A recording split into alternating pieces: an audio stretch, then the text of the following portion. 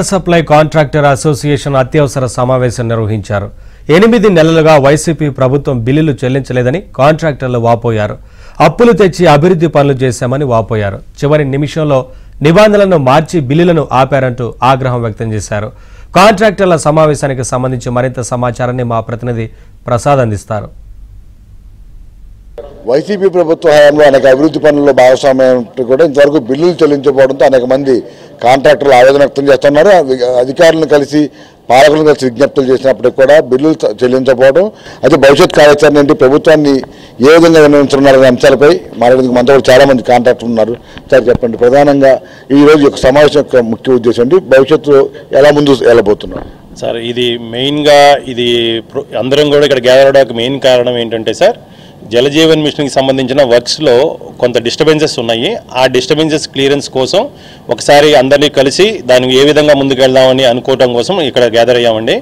మెయిన్గా ఏంటంటే మొన్న 17 రీసెంట్గా 17/5/2024లో ఒక మెమో ఇష్యూ చేశారు. ఇంటర్నల్ మెమో అని చెప్పి ఒక మెమో ఇష్యూ చేశారండి. ఆ మెమో మీద అందరికీ కొన్ని అనుమానాలు ఉన్నాయి. ఆ మెమో ఏంటంటే సప్లై ఆఫ్ పైప్స్ గురించి కొన్ని డీవియేషన్ చేశారు. అగ్రిమెంట్ కండిషన్స్తో డీవియేట్ చేస్తూ వాళ్ళ సొంతంగా పైప్స్ సప్లై మీద పేమెంట్స్ తగ్గించేద్దామని ఒక కాన్సెప్ట్ తీసుకొచ్చారు. అది మా కాంట్రాక్టర్స్ ఎవరికి కూడా సమ్మతం కాదు. దానివల్ల మొత్తం జేజేఎం ప్రోగ్రామే డిస్టర్బ్ అయిపోయే ఛాన్సెస్ ఉన్నాయి. కాబట్టి దాని గురించి డిస్కస్ చేయడం కోసం ఇక్కడికి గ్యాదర్ అయ్యామండి. మెయిన్గా జేజేఎం వర్క్స్ దాని గురించి డిస్కస్ అవుతున్నాం. సార్ అంటే చెప్పండి, ఎంత బిల్స్ పెండింగ్ ఉన్నాయి ఈరోజు? ఇంతమంది రాష్ట్ర వ్యాప్తంగా కాంట్రాక్టర్లు అందరూ అయ్యారు. ఇతర వర్క్లు చేసిన కూడా ఇలాగే మీలాగా చాలా సఫర్ అవుతున్న పరిస్థితి. మీ వరకు ఎంతవరకు బిల్లు పెండింగ్ ఉన్నాయి, ఎవరైనా కలిసిన కూడా ఎందుకు పని జరగలేదు అనుకుంటున్నారు? ఇప్పుడు దాకా అప్లోడ్ అయ్యి రిలీజ్ చేయాల్సింది 700 కోట్లు పెండింగ్ ఉంది. ఇంకా పనులు చేసి బిల్లు చేయకుండా ఉంది, ఒక 300 కోట్ల దాకా ఉంది. ఇది ఉన్నతాధికారులకు ఎన్నిసార్లు దీని మీద కింద అధికారులకి ఉత్తర్వులు ఇవ్వమన్నా కూడా చేసిన పనులకి రికార్డ్ చేయకుండా, చేయాల్సిన పనులకి క్వాలిటీ కంట్రోల్ కంప్లీట్ చేయమంటే అది కూడా కంప్లీట్ చేయకుండా పొద్దుగూకులు వాళ్ళు కాలయాపన చేస్తా ఆల్రెడీ అప్లోడ్ అయిన బిల్స్లో సగం బిల్స్ని 3 రోజుల క్రితం కొన్ని రిటర్న్ చేశారు.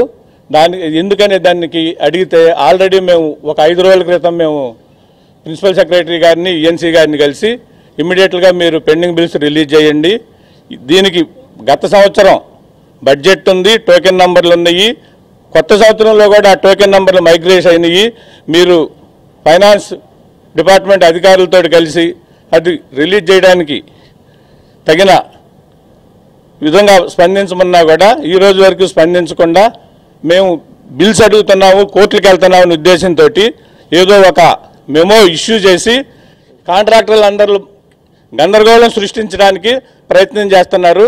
ఇదే విధంగా కంటిన్యూ అయితే జరిగే పనులన్నింటినీ ఆపేసి ఇప్పుడు దాకా మేము కంప్లీట్ చేసిన గ్రామాల్లో నీళ్లు కూడా ఆపేసి మేము నిరవధిక నిరాహార దీక్ష చేస్తాం. కేంద్ర రాష్ట్ర ప్రభుత్వాలు ప్రతిష్టాత్మకంగా ఆంధ్ర రాష్ట్రంలో ప్రతి గ్రామానికి త్రాగునీరు ఇవ్వాలని ఈ పథకం ప్రారంభించాయి. 2021 నుంచి ఆంధ్రలో ఉన్న కాంట్రాక్టర్లు అందరూ దేశంలోనే మొదటి స్థానంలో ఉండేలాగా వర్క్ చేసి స్టేజ్కి తీసుకురావడం జరిగింది. సడన్గా ఇప్పుడు గత 3 సంవత్సరాల నుంచి వాళ్ళు ఏదైతే నిబంధనలు పెట్టారో సడన్గా మార్చేశారు. అంటే ఆ నిబంధనలు తప్పని వాళ్ళు పరోక్షంగా ఒప్పుకుంటున్నారా? 75% రాష్ట్రం అంతా కంప్లీట్ అయింది వర్క్. సడన్గా నిబంధనలు మార్చి గందరగోళం సృష్టించారు. నెంబర్ 1. నెంబర్ 2, 7-8 నెలలుగా బిల్లు నిధుల విడుదల ఆపేశారు. అధికారులు లాస్ట్ మినిట్లో ఈ గందరగోళ పరిస్థితి సృష్టించి ఈ పనులన్నీ ఆపేసి ప్రజలకు నీరు వెళ్లకుండా చేసే ప్రక్రియ కింద మేమందరం భావిస్తూ ఈ విషయాన్ని ప్రజల దృష్టికి మీడియా ద్వారా తెలియపరచాలని ఈ సమావేశం ఏర్పాటు చేసుకున్నాం. ఇప్పుడు ఏంటంటే మేమందరం కూడా సెక్రటరీ గారిని కలవాలని చెప్పేసి అనుకున్నామండి. సెక్రటరీ గారిని కలుస్తాము, అట్లాగే చీఫ్ ఎలక్షన్ కమిషనర్ గారిని కూడా కలుస్తాము. అక్కడ నుంచి మేము ఈఎన్సీ ఆఫీస్కి వెళ్ళి ఈఎన్సీ గారిని కూడా కలిసి మా యొక్క కార్యాచరణ కూడా ప్రకటిస్తామండి. దాని మీద తగిన వాళ్ళు నిర్ణయం తీసుకోకపోతే, ఒక వారం లోపు కనుక మేము ఇచ్చిన రిప్రజెంటేషన్స్ మీద ఎటువంటి డెసిషన్ తీసుకోకపోతే కనుక ఫర్దర్గా మేము ఏం చేస్తాం అనేది కూడా ఈఎన్సీ గారి దగ్గరికి వెళ్ళి ఇప్పుడు నిర్ణయించుకుంటానికి రెడీ అవుతున్నామండి. ఇప్పుడు కౌంటింగ్ తర్వాత కొత్త ప్రభుత్వం కూడా వచ్చిన నేపథ్యంలో తమ విజ్ఞప్తులు విన్నపాలు కూడా పరిశీలించి కనీసం ఆగ ప్రభుత్వాన్ని పూర్తిసారి బిల్లు చెల్లించాలని కూడా వీరు ఎంత కోరుతున్న పరిస్థితి ఇక్కడ కనిపిస్తుంది.